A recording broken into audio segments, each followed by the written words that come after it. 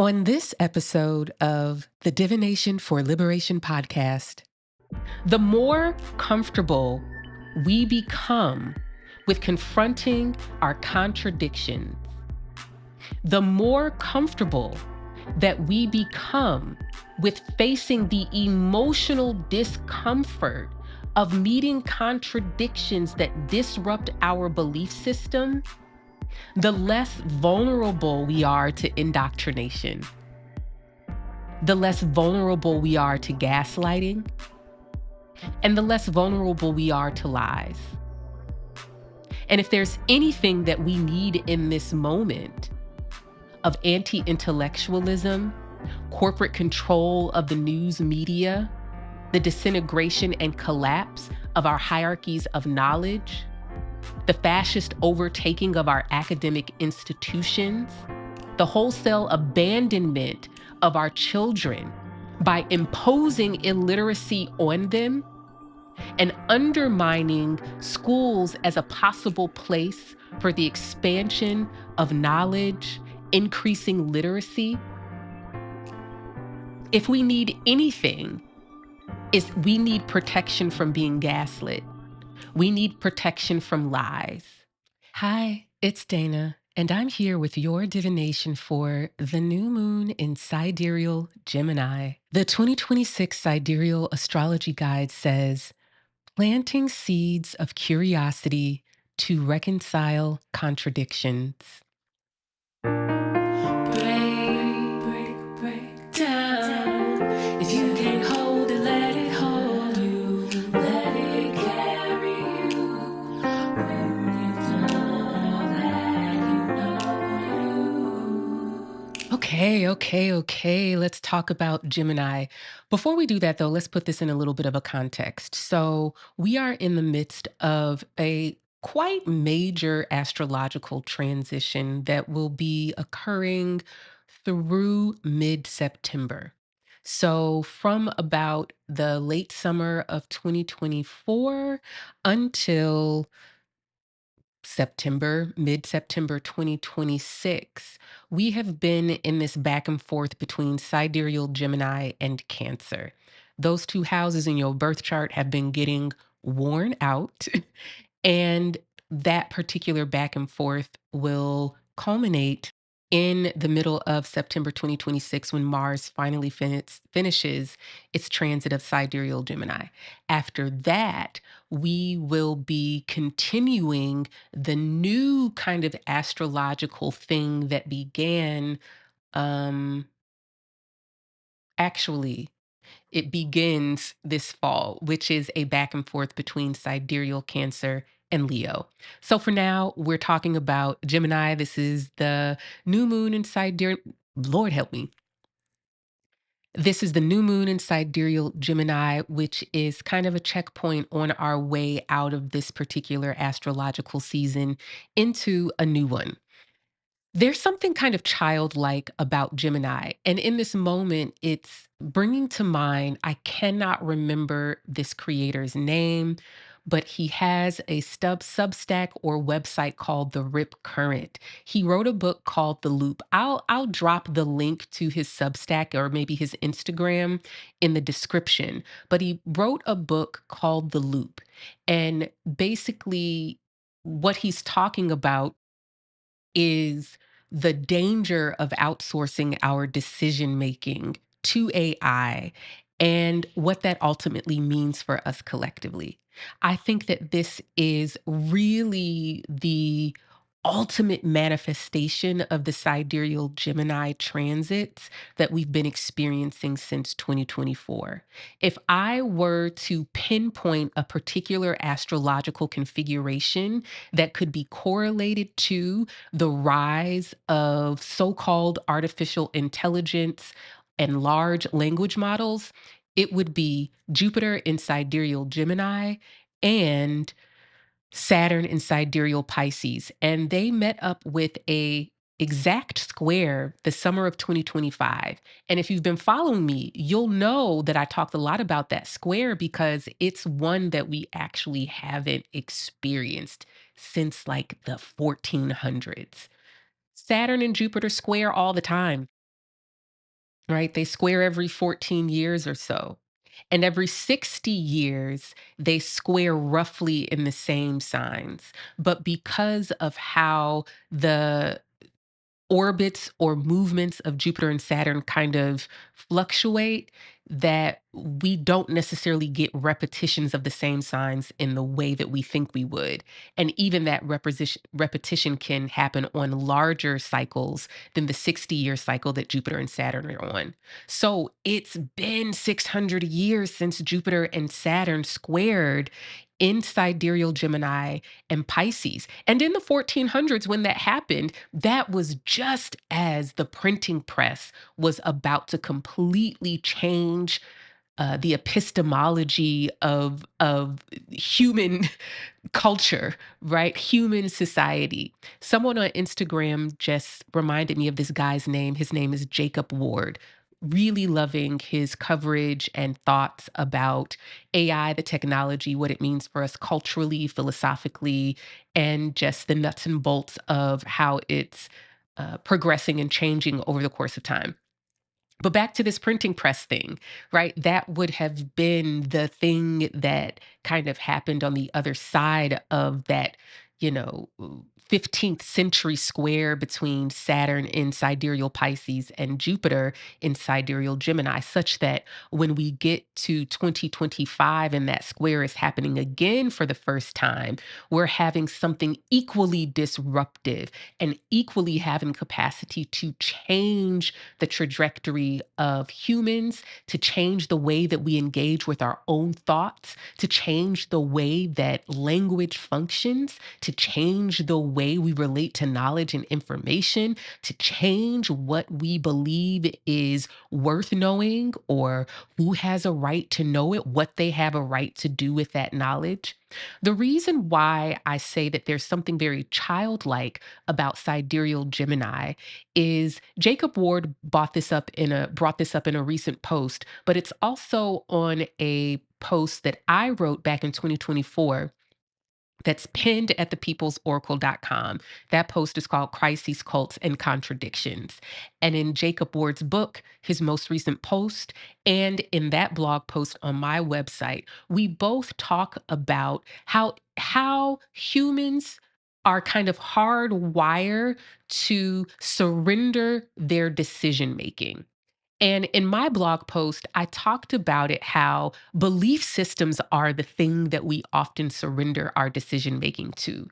In the era that is now coming to an end, subject matter experts, people who have accumulated a certain level of knowledge on a particular topic, people who have proven their expertise, and people who have been given credentials or validated by some institution who we trust as a society. And they say, hey, this person has proven they have met the criteria required for us to say that they are a subject matter expert, they are someone you should trust on this topic. But the problem is that a meritocracy of information, a meritocracy of expertise cannot coexist with capitalism because capitalism does not reward expertise, it rewards exploitation. The more willing you are to exploit people, the less empathy you have, the more likely you are to succeed in capitalism, asterisks, because there are some other factors that make that success more likely. Being male makes that success more likely. Being white makes that success more likely. Being in the imperial core makes that success more likely. So, the childlike nature of Gemini is not necessarily something I'm trying to shame Gemini for or fault Gemini for. I think it's really, really important what Gemini brings us. Again, Gemini is the communal storehouse of knowledge.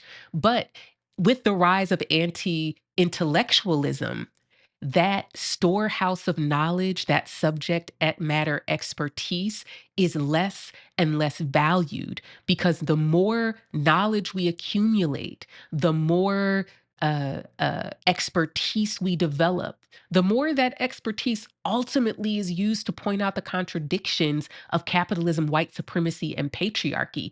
And that's when knowledge becomes a threat to imperialism. It becomes a threat to the status quo, whose whole goal is to hoard and accumulate by any means necessary, right?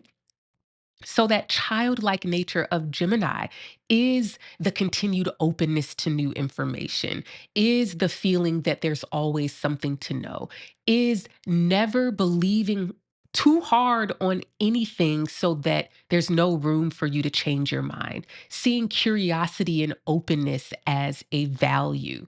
Right. But what we're kind of experiencing with the rise of intellectualism and large language models is Gemini gone too far? That your openness to new information means that even subject matter experts who have proven their expertise should not be trusted because there's more information. And how could one person hold all of the information? Or even the whole premise behind a large language model or so called artificial intelligence is that the more knowledge and information that I can accumulate and put into these language models, the more super knowledge genius solving all of the problems we can do. Sidereal Gemini kind of functions in a birth chart and on a societal level by kind of operating from the premise that what stands between me and any goal that I might have as sidereal Gemini, what stands between a society and the solution, any problem that that society might have, is knowledge and information. This sounds really logical on the surface.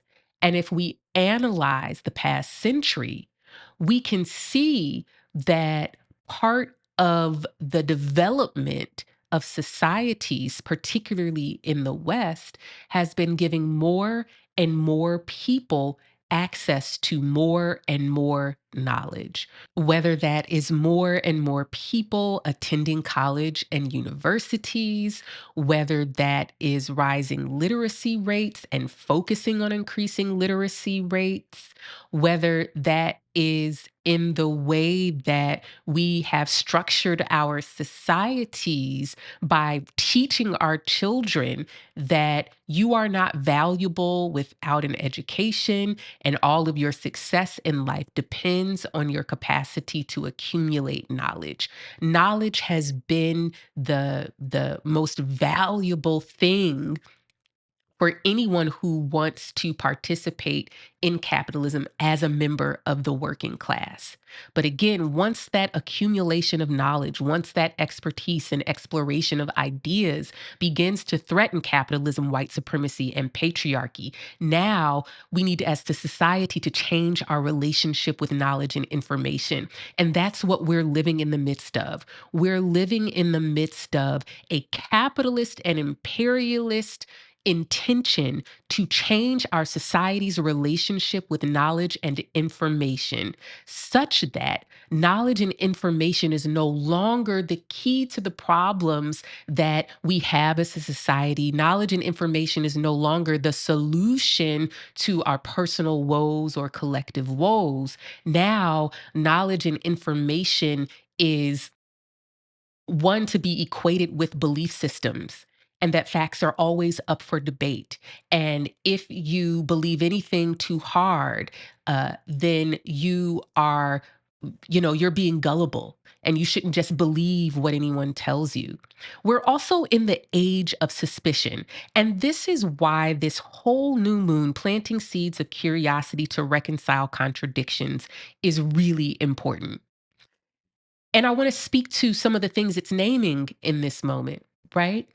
But first, the one thing that you need to know about Sidereal mutable signs, that is Gemini, Sagittarius, Pisces, and Virgo, is that when you have those signs occupied in your birth chart, and when we are experiencing a sky in real time through transits that have mutable signs occupied, it means a sensitivity to contradictions.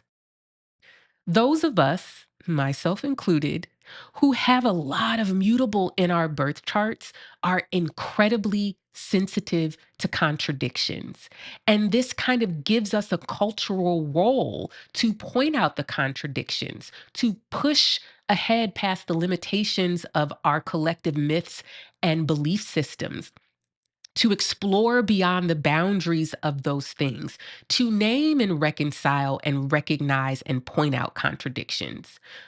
People don't like for contradictions to be pointed out. Because when we point out contradictions, what we're really doing is poking holes in people's belief systems.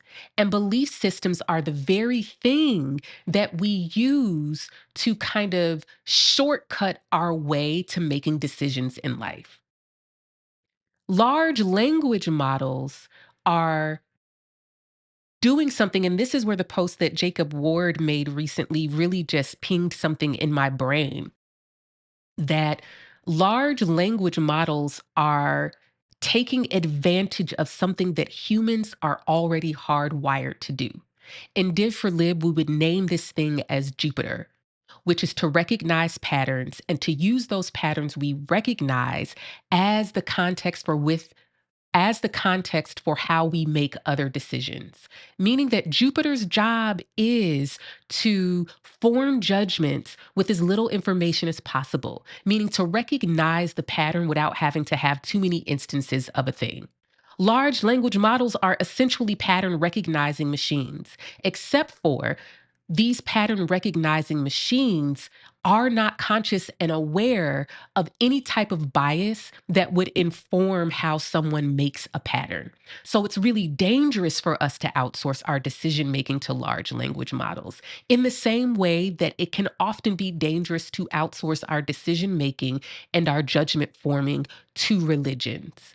Religions really do, in some ways, I think, need to evolve with the consciousness of a people, and in a society where religion has been historically devalued in place of intellectual knowledge, that which can be measured and observed and quantified and proved with evidence, we land at this place where all of the structures and institutions that we relied on in a religious way to help us make sense of things and to help us make decisions no longer exist. So there's this vacuum that's been created with what is the belief system that I'm going to use to help me make sense of the contradictions in my life?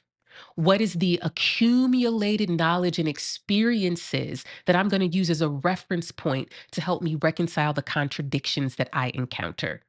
Planting seeds of curiosity to reconcile contradictions is really highlighting the square between the sun, moon, and Mercury retrograde in sidereal Gemini and Saturn in sidereal Pisces.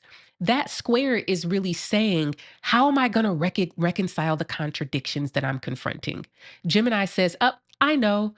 You need more information, go ask ChatGTP. We need more data for the large language model. We need more data for the large language model so that we can reconcile this contradiction, because the reason we have a contradiction is because we just don't know enough. So we need to know more and get more information. We can see how that can go way too far too fast and cause some big problems.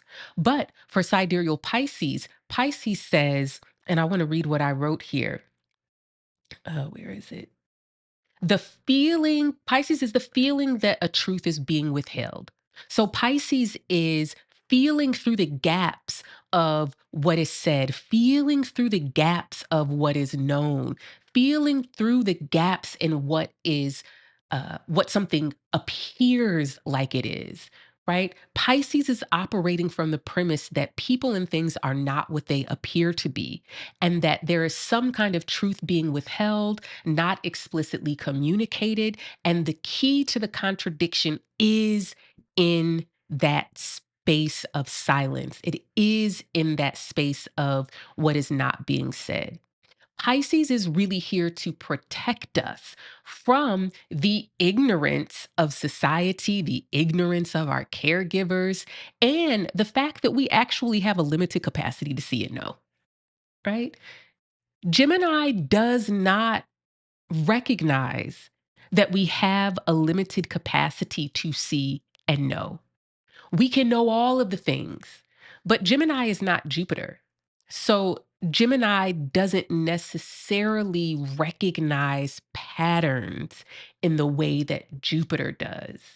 Gemini just keeps adding more and more and more information because ultimately Gemini's job is to be like a library, right? The library is where we store all of the information, right? But someone who has contextual awareness of history and culture can bring us into right relationship with that information. Our spiritual leaders, right?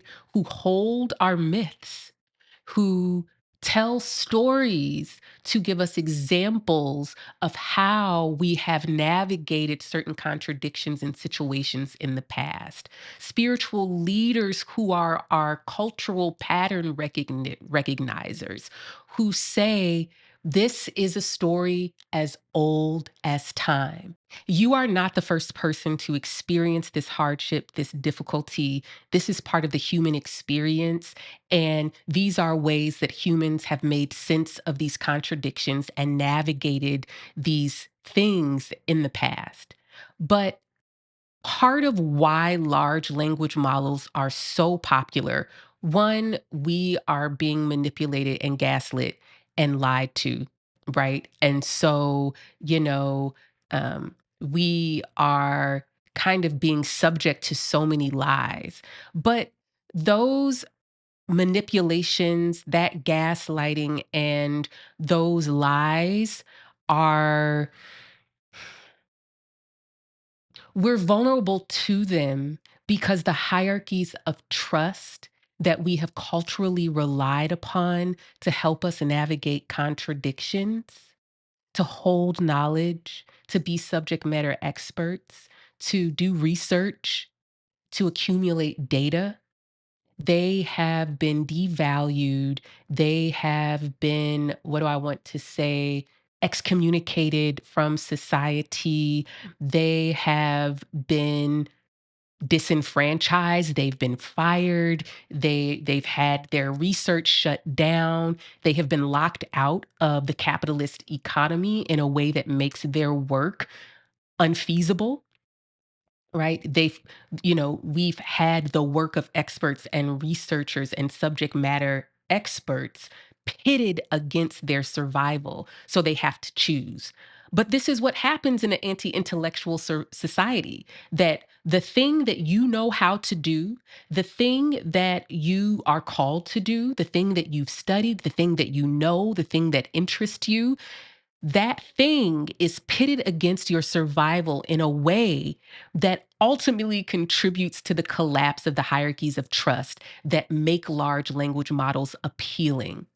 I think the answer in this moment and some wisdom that Divination for Liberation can offer us at this time is that Gemini's reconciling contradictions, yes. The whole chat GPT large language model anti-intellectualism thing is a huge problem.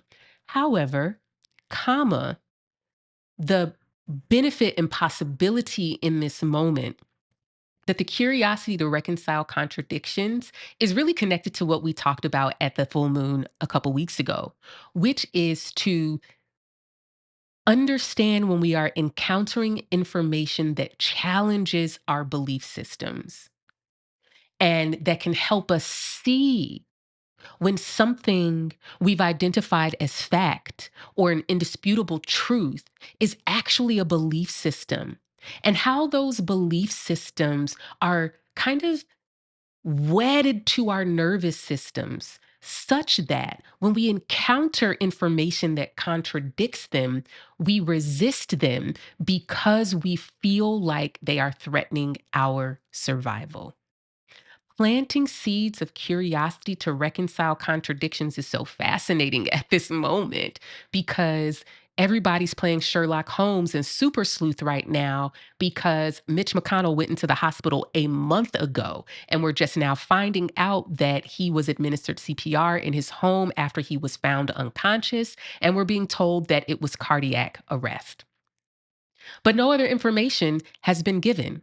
We're being told that certain peers of his politically and socially have spoken to him, but we've not seen his face. We have not heard his voice. We have not had a statement from his office. And his wife flew off to China. This is the thing that we all just really need to hold on to. And I'm going to pull some cards after this. The fact that there is mutable in the sky means collectively the volume is turned up very high on our collective sensitivity to contradictions. Those of us who have immutable signs in our birth charts feel this in a very intense way. But we also know people who point out contradictions are often persecuted.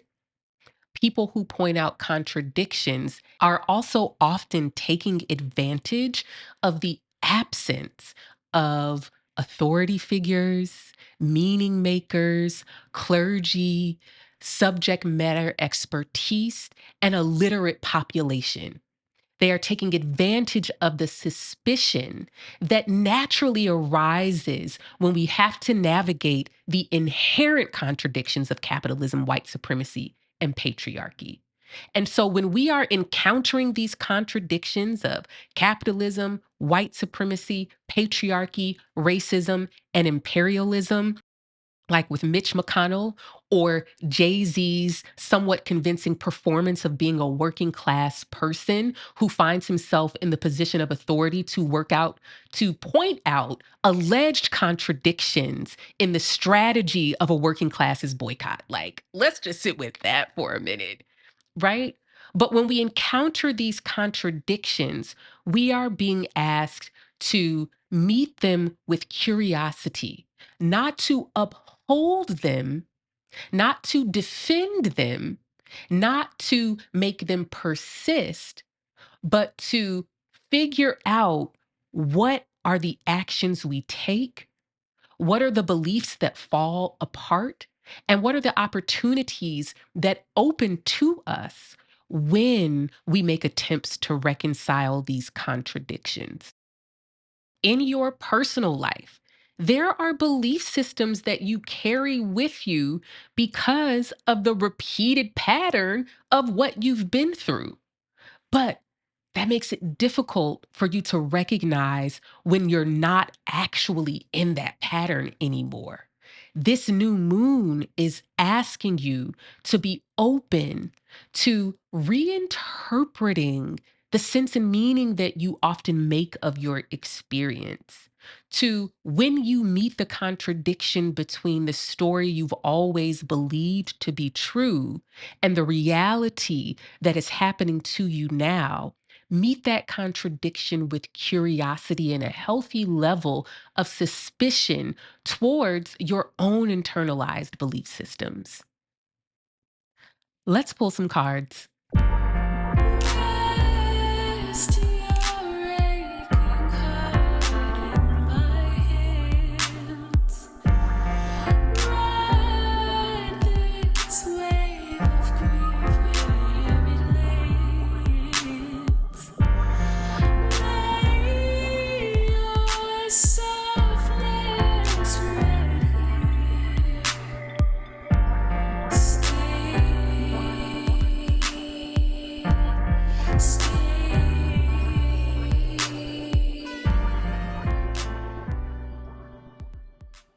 It's time for advice from the People's Oracle. We've got a note from Yasmin, who was the recipient of the advice on the last episode, and I want to share some of the things that she wrote. Thank you for picking my question. You went into so much detail in a short amount of time. Like, I have never felt so seen. It's such a surreal experience listening to you. Like, I literally teared up. My menstrual cycle, specifically my luteal phase, is indeed beating my booty. I do have some symptoms of hypothyroidism, but it could be due to iron deficiency, so that is still unclear. Now, it could not be a truer fact to my life how I magnify the commonalities in other people, which is why I am a very liked person, but not known. Unrealistic expectations? Hello. I am extremely hard on myself and have the loved ones tell me that I need to allow myself to lean on them and not carry it all. I feel like I grew up as a peacemaker in my home and I never outgrew the habit of putting others' needs over my own.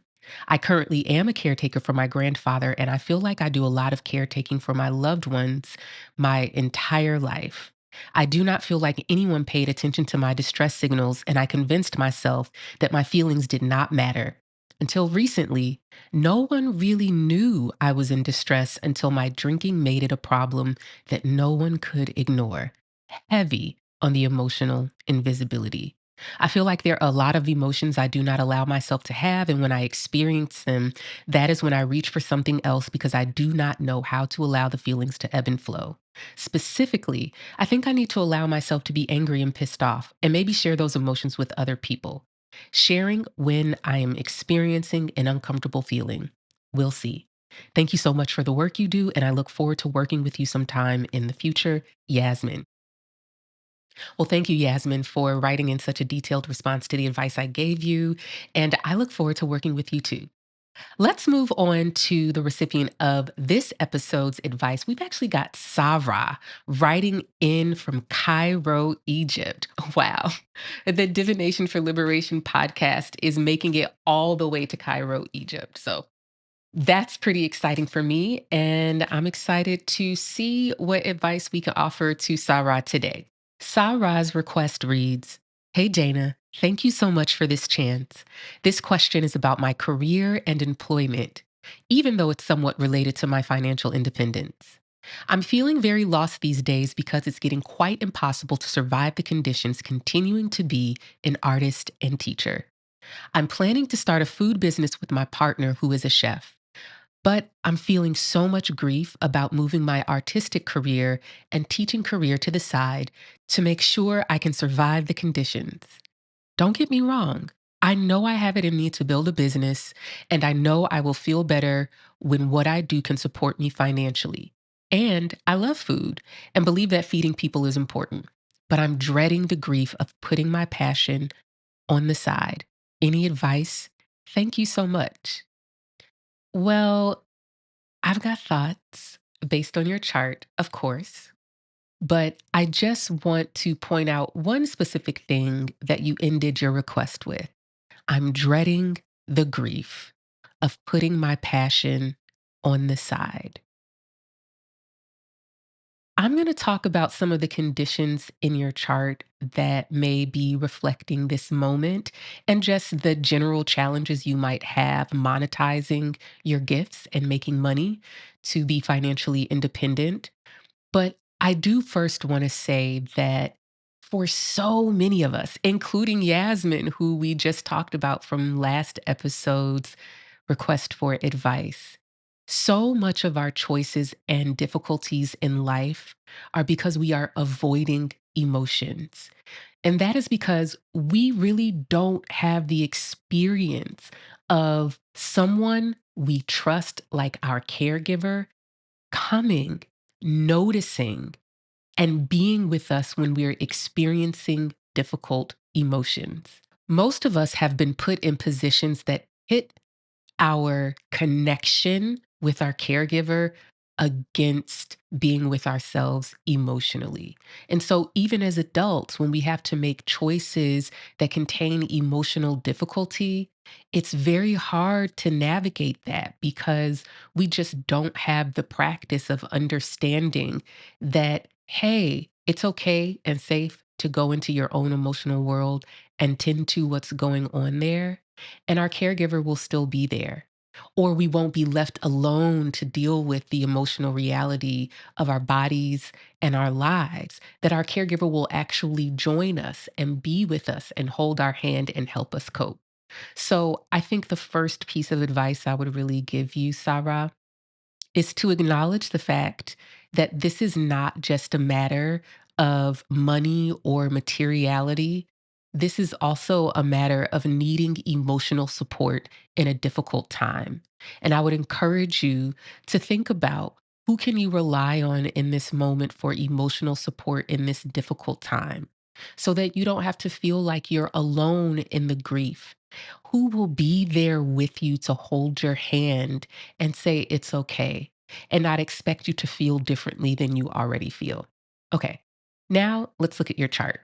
Your chart was so fascinating to me. I wrote down some notes and I want to share some thoughts. So, first things first is that Mars is really the planet that's running your chart. And when Mars is running our chart, our primary directive and motivation is I need to show what I'm capable of. I need to do it. If I don't do it, who will?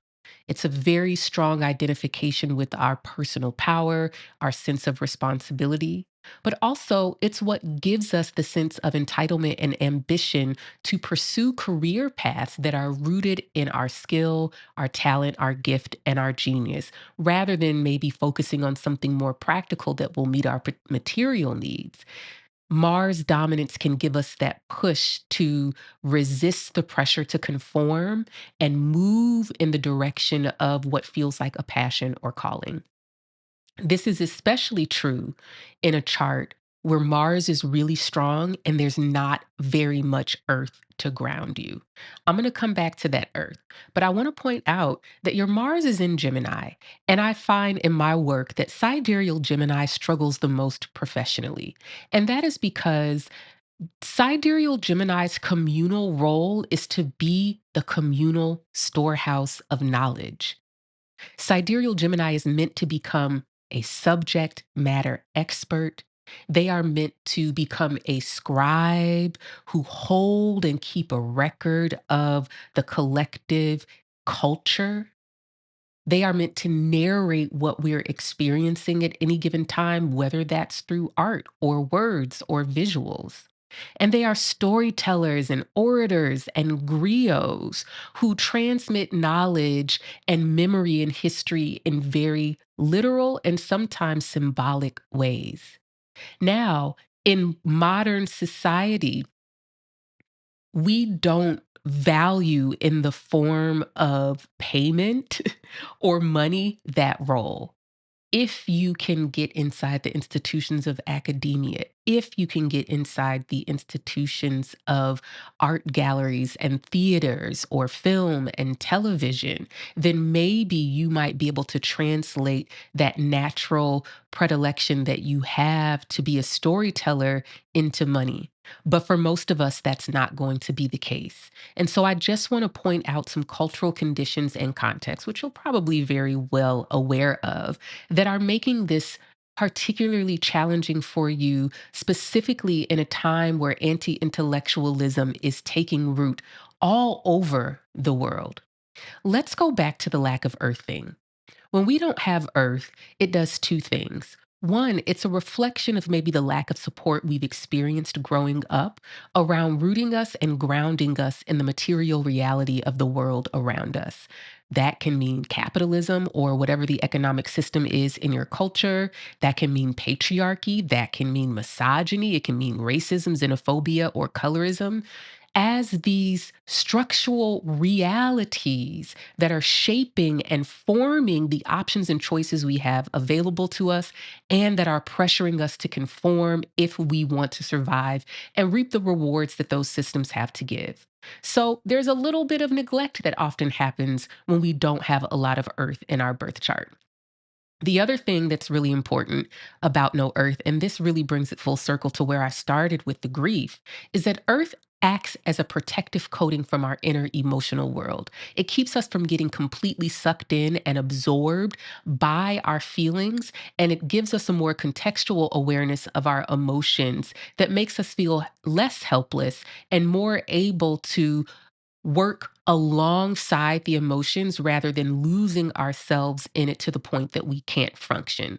So I would say with that maybe there's a real fear, maybe because you might be prone to depression. I can see that in your chart as well. And that also you are a very hard worker and probably have some really high expectations of yourself that you've internalized that are making you feel even stronger feelings about not achieving the goal that you've set out to in your culture and society. So, that lack of protective coating that Earth brings actually is a reflection of how much emotional space you took up in your family and how much reactivity there might have been to your inner emotional world in a way that it kind of permanently exaggerated the intensity of your emotions and left you helpless in learning how to deal with those emotions in a way that didn't completely consume you. So, this is just a full circle moment back to the advice that I gave at the beginning, which was I think the most important thing for you in this moment is emotional support. You said you know that you are going to be successful and you have the capacity to run and build a business. And you know that things are going to be easier for you when you have the material stability that your art and teaching career haven't given you. When you have Aries placements that are contributing to the Mars dominance in your chart, it's very important that you recognize that your self worth doesn't have to be rooted in what you achieve and what you do and what you don't do. That your self worth and perceived failures don't have to be tied together. And so maybe that's part of the belief system that you're being challenged to confront at this time. That just because you did not achieve what you set out to do, this doesn't make you less worthy of approval. This doesn't mean that you're not a real artist, and it doesn't mean that you don't have anything valuable to offer. Mars dominance always feels like it's their lack of effort or their difficulty in executing, whatever goal that is the cause. And sometimes Mars dominance really struggles to take into consideration that there are forces working at cross purposes that maybe your individual effort cannot overcome. And that's why the answer to most problems that we're facing in this moment is actually collective action, resistance, and revolution. A whole other problem for another day. I'm wishing you so much love and care and peace as you are making this transition, Sarah. And I really do pray that you have the emotional support to help you keep in proper perspective just what this change means for you. And good luck in your business with your partner. If you would like to be a recipient of advice from the People's Oracle, go right down to that description box, find the link, click it, fill out the form, and I'd love for you to be the next person that I give advice to on the segment Advice from the People's Oracle. July 18th on Zoom, I am presenting another workshop. This time, are your big three really your big three? What if your big three not your big three? What if you don't have a big three? What if you only have a big one or two? What does that even mean? Well, let's find out on July 18th. There are 10 spots, 8 are available. This will be at 11 a.m. Central on Zoom. And I will be guiding the participants through exploring the meaning of their sun, moon, and rising in their sidereal birth chart using the Divination for Liberation method. And then I will introduce each participant to what is really in your big three or big one or two, according to your sidereal birth chart. Everyone will get a copy of their birth chart. Recording will be available afterwards for all who participate. This is not a situation where you can sign up and then watch later. You really need to be there because this is going to be kind of a dialogue and back and forth. All right. I'm back with tarot at this new moon in Sidereal Gemini, where we are planting seeds of curiosity to reconcile contradictions. What wisdom and insight is available to us as we move through this new moon time period? What are beneficial perspectives to take? What are ways that we should view and understand this time? And what are insights that we can carry with us? We've got the 5 of cups on the bottom, which we definitely have had recently. Might have been at I don't know if it was at the full moon in Sagittarius. I think it was actually at the new moon in Taurus that we had a month ago. But the 5 of Cups is often alerting us to an emotional reality that is very uncomfortable. It is alerting us to feelings that we may not want to deal with and feelings that kind of we have to deal with. We often treat our emotions like something that we have to avoid. We treat our emotions like a problem that needs to be solved. And what I notice so often in my coaching work specifically is that so many of the patterns that we find ourselves trapped in relationships, are often due to the avoidance of an emotion, right? There's a video that I have on my Psyche Self Soul Instagram page. If I can find the link, I'll point it out here. But in that video, I talk about how healing your attachment wounds requires you to be rejected, right?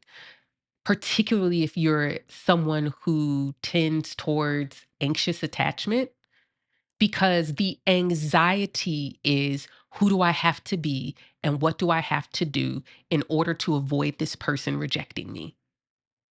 We turn into people pleasers, we comply, we emotionally self abandon, and we're trapped in that pattern over and over and over again because our nervous system is not equipped to handle rejection.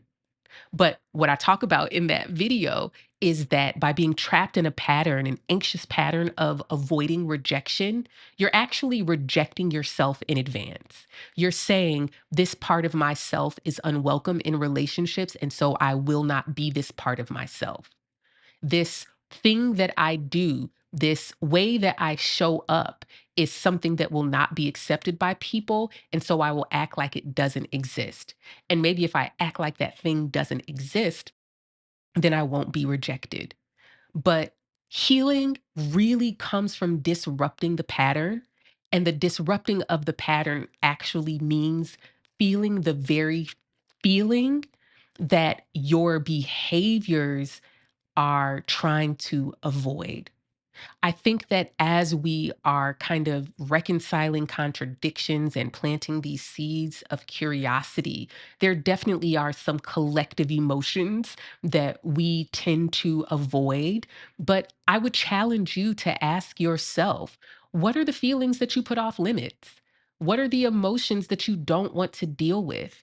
And how is that part of a larger belief system that it's hard for you to really see? What patterns are you noticing, or what situations and circumstances and events in your life are actually illuminating contradictions in your relationships and alerting you to, like, hey, you're doing this whole convoluted thing because you actually don't want to experience grief. You're doing this whole convoluted thing, ending up in the same situations over and over and over again because you can't tolerate rejection.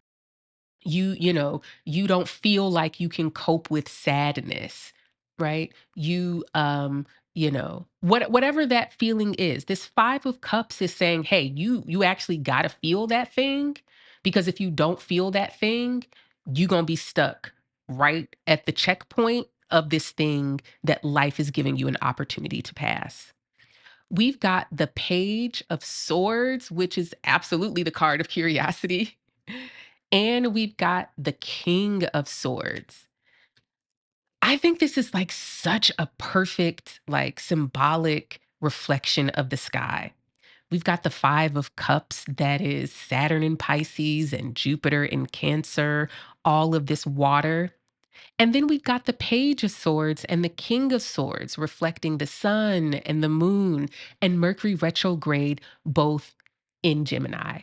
This is a very watery and airy sky, which can be quite a challenge to navigate because the air gives us distance and perspective that can mean dissociating from the emotional reality. Not always a bad thing. Sometimes that's what you got to do to pay the bills. I'm just saying, right? And the water is beckoning us into our body. So the air is saying, hey, get a little distance. You don't have to believe what you feel.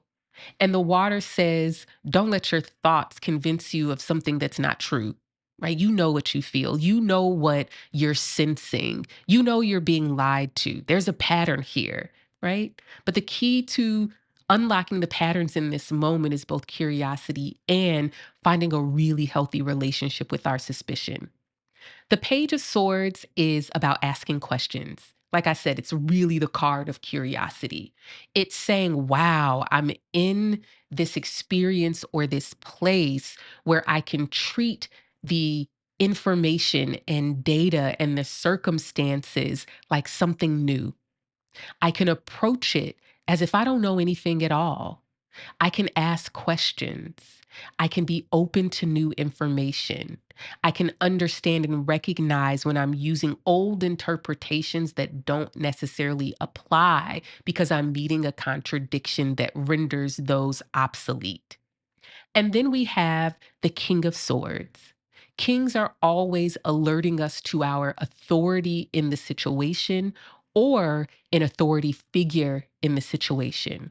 In this case, the King of Swords is kind of this other progression of the sword story or this other side of the sword stories that says, hey, you need to be able to figure out what information and what data is useful and reliable, and what information and data is not useful and reliable. Remember, with Gemini, we're approaching things as if the solution to every problem is more information. When we meet a contradiction, it is between what we know and what we're seeing or being taught in the moment. And so to get past that contradiction, we just need a little bit more information, right? But the King of Swords is asking us to stand in our authority in a certain way. It's saying that, hey, I know we're in this time where we're being told that you can know anything and you can know everything. You can ask ChatGPT how to do brain surgery to remove a tumor. And that means that now you are capable of doing brain surgery to remove a tumor. Let that sink in for a minute. Like, no. I think the other thing that the King of Swords is alerting us to with this Five of Cups and Page of Swords is this idea that we have that to be a civilized person, to be a civilized society means that you are open to dialogue and conversation, and everything is just a negotiation away from being resolved. But that's not true. It's not true at all. First of all, you can't negotiate with terrorists, whether they're political terrorists or whether the emotional terrorists that are antagonizing you and preventing you from moving past whatever pattern that you're stuck in. Right. But the other piece is that putting words to things and having conversations can have us bypass the reality of what we're actually dealing with. In this case, in the Five of Cups, how something makes you feel sometimes is more important information than, you know, uh, what that thing actually is. And I want to frame it for you this way. The challenge those of us with sidereal Pisces placements deal with, and the challenge that we're confronted with right now with Saturn being in sidereal Pisces, is one, this idea that the feeling of suspicion itself, the feeling of skepticism itself, is a value judgment that we project onto the person in front of us. That if I feel like someone is hiding a truth from me, if I feel like there's information being withheld, then that's what's happening. They're doing it on purpose, or I just need this person to admit that they're lying and to admit that they're withholding the truth from me. And that this person is now a liar and gaslighter and unworthy, right? But the nuance in this moment is saying, can you hold on to the truth of how you're feeling and let that inform your choices and decision making without necessarily needing to prove that this person or this situation has it out for you? How would you move if you operated from the place that your emotions and the feelings that you have are important information that you use to respond to your own body? The King of Swords is not necessarily asking you to ignore your feelings. It's not asking you to devalue your emotional experience, but I think it is saying that emotions are data. Just like the insight you get from a therapist, a conversation that you have with a friend, or a viewpoint that you encounter in a book you love. All of those things are data. But when they contradict each other, we immediately try to create a hierarchy out of them. And depending on our birth chart, it'll really tell us what's the hierarchy that we normally make when we reconcile, when we meet contradictions, right? Air signs, air dominant charts, Mercury dominant charts, Saturn dominant charts.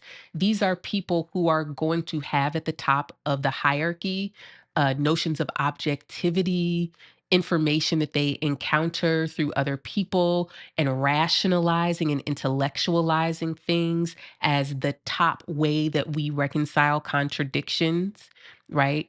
If we have a very watery chart, our feelings, taking our emotions seriously, prioritizing emotional safety, and leaning into our suspicion and skepticism is going to be the top way that we try to reconcile or meet the contradictions that we face. If Earth, you have Capricorn or you have Taurus, Venus, Virgo, all very strong, then these are going to say, actually, it is what it is. This is the social and material reality that you're in. And so, whenever there's a contradiction to be reconciled, we're relying on the social and material reality to do that for us rather than how something makes us feel or rather than seeking out new information or insights from trustworthy sources. And then, of course, if you've got Mars or you've got fire, Leo, Jupiter, Sagittarius really strong in your chart, you're going to meet those contradictions with a sense of entitlement. That this contradiction is a statement about your sincerity or pointing out your own hypocrisy. This contradiction is a statement about what you're capable of, or it's a statement about who you are and your worth and whether or not somebody takes you seriously or believes you. We all have our own internal hierarchies of trust that kind of reflects what is our go-to way of meeting the contradictions of life. In this moment, collectively, the primary thing we're dealing with is the contradictions of power, the contradictions of capitalism, white supremacy, patriarchy, imperialism, racism. And those of us who are really strong, mutable, we spend a lot of time pointing out contradictions. But that's because for us, kind of the worst thing to do is to operate in this space with unreconciled contradictions, right? It's to operate in this space where we haven't been meticulous enough to tease out what is fact from what is false, or we are not leaning into the suspicion and answering it in a satisfactory way. Part of what I see in these cards is that pointing out contradictions is really important. And sometimes that's what we have to do. But sometimes the fact that there are contradictions in and of themselves are alerting us to how we need to move. And that contradictions are really normal. The last thing that I want to say is that contradictions are so normal. And when we operate from this place that, like, contradictions are a moral failing, I think we really miss the point.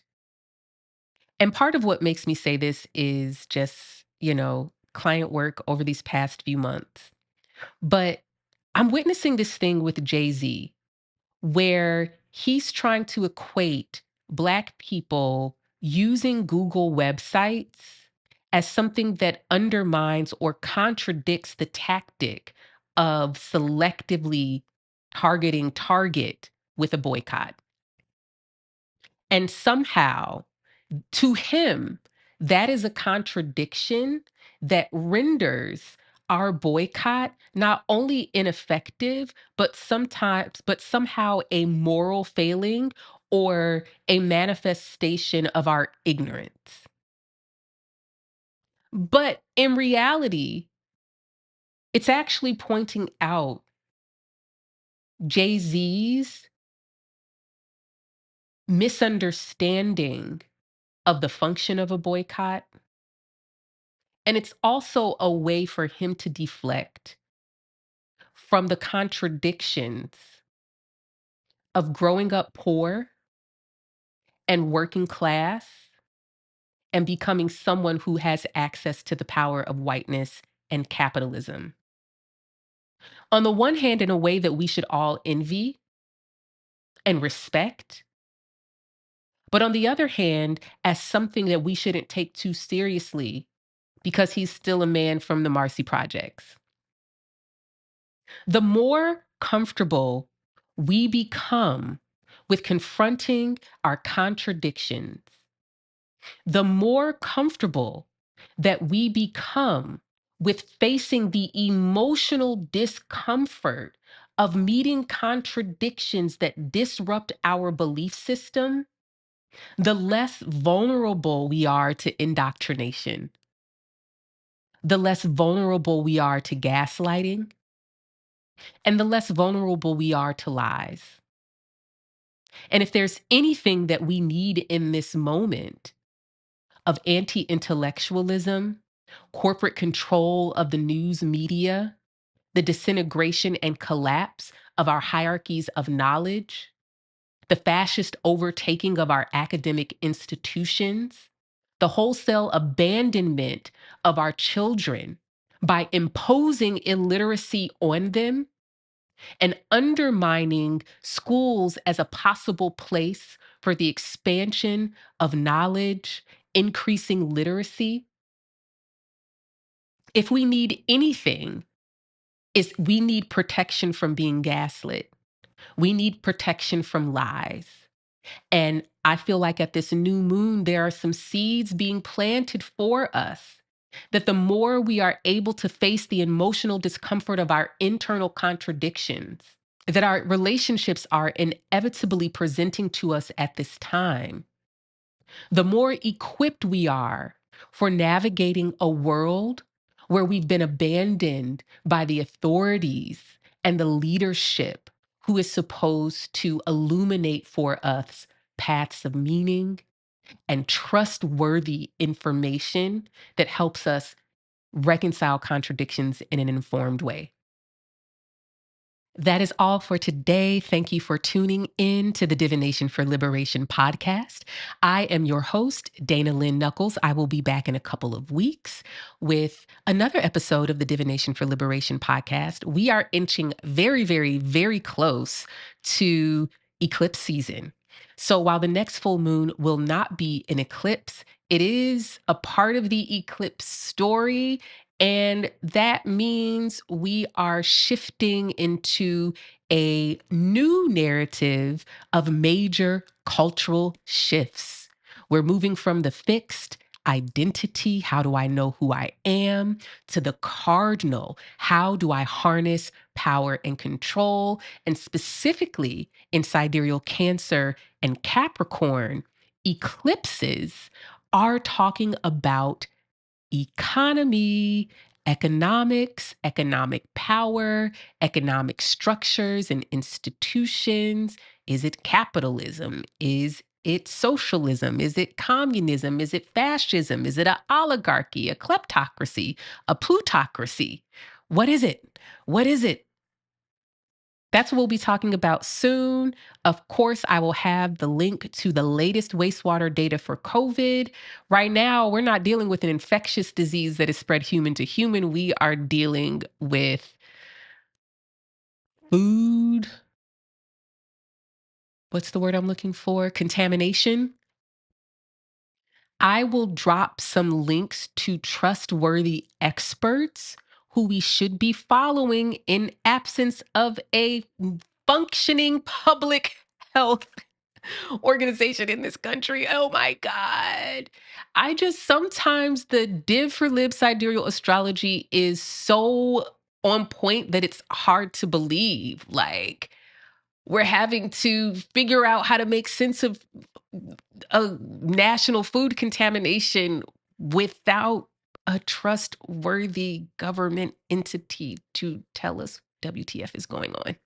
But it's in these moments that we are having to rebuild our communal hierarchies of trust without the government. And when we talk about building parallel structures that function as alternatives to a collapsing empire, this is when it happens. When there is a crisis and there is no government source or entity that we can trust. And as a matter of fact, the very protocol and policy and structures that were in place, not only to prevent this from happening, but also to be a trustworthy source we can rely on how to navigate it, like it's gone. It's literally been dismantled. So this is the moment where we have to do the thing that is revolution. Who do you trust? Why do you trust them? Who do you believe? Why do you believe them? In the meantime, in between time, take care of yourself.